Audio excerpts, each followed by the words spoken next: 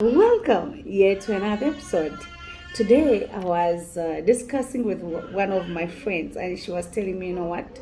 For me, when I go to the supermarket, do you know what I do? But I don't like it when I buy things which are not packed. They don't. They feel like I don't feel myself buying something which is unpacked.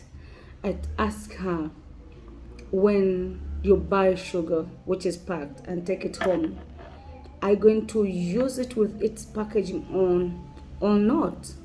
She told me, you know what, when I reached home I put in the sugar, but I said, okay, yes. Let me go and talk to my dear mothers and show them how we can shop smart. One of the ways is, first of all, let's have a list. List all the items that you need to shop for that specific day. List them in the order of priority. At the first line, put things that you need the most. And the last line should have things that you need the least. And this is going to help you to avoid impulse buying. Two, let's first compare the prices before you go in there. Compare the prices. How much is packed sugar? And how much is measured sugar? How much is packed rice? And how much is the measured rice? How much is the sacket cooking oil? And how much is the gel can cooking oil? All same quantity. We are talking about 1 liter, 1 liter of 1 sacket of cooking oil, and 1 liter gel can of cooking oil. How much is it selling at? When you compare the prices, please take one which is giving a better discount. For each item that you have on that list, I just want you to see how much you're going to be saving for each item. Okay? Just check this out. I just want us to follow this at least for a month. Check out when I buy cooking oil for the sacket and one for the jig, and how long is it going to work? So like it's going to work for a week. Yes? And again I'll go back to the market and buy another. Like that. Be compared. It is the same item, different packaging, and at the end of the day you're saving from at least one of the items.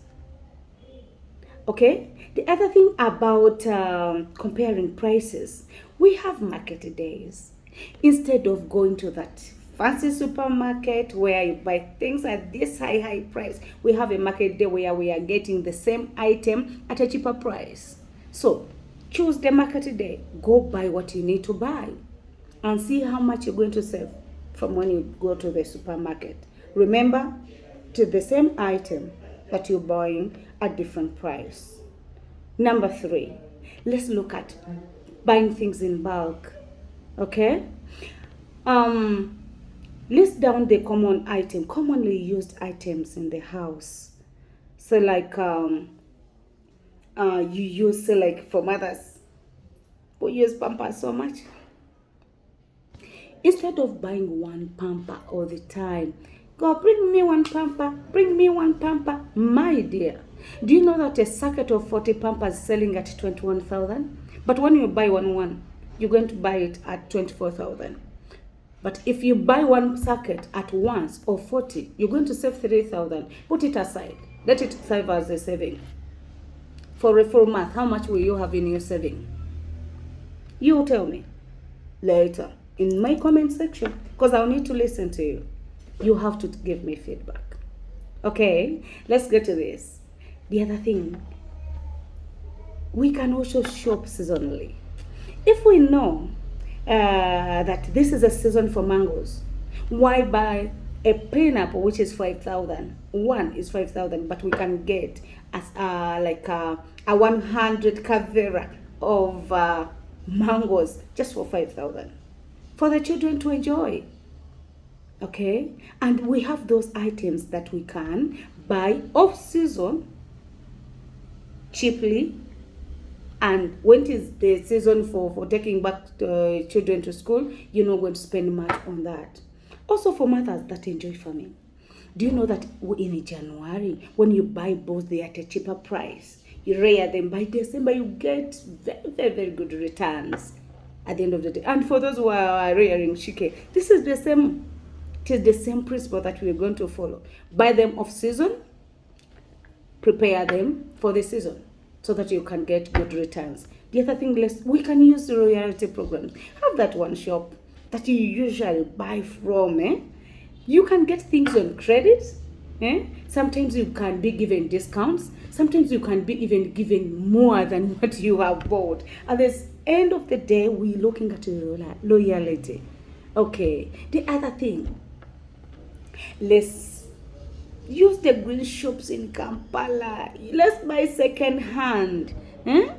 We can get the same second hand item. So like you can get a very good bag second hand. Actually, it is going to even work for a longer period of time than buying a new bag at almost at the same price or even less. Most second-hand things are a little bit less price, though we have those which are at the high end.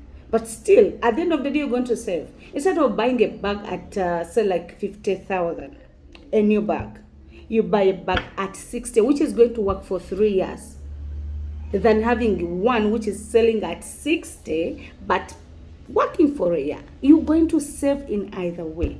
Okay, so please, let's try to use to buy second hand. That is another way of shopping smart. Okay, the other thing is we can practice batch cooking. What do I mean? We are moving away from how our mothers used to prepare our meals. Remember, those days I used to see mommy.